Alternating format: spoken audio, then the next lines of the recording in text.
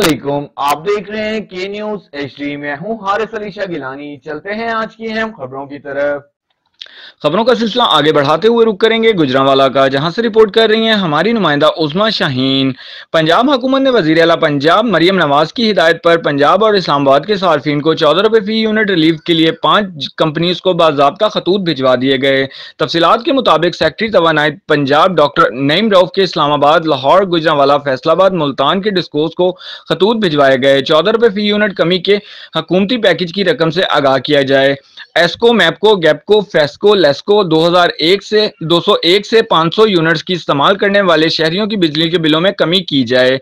बिजली की असल लागत और रिलीफ के दरमियान रकम पंजाब हुकूमत अदा करेगी। बिजली कंपनियों की जानिब से तकाजे पर पंजाब हुकूमत ने मतलूबा रकम डिस्कोस को मुंतकिल कर दी।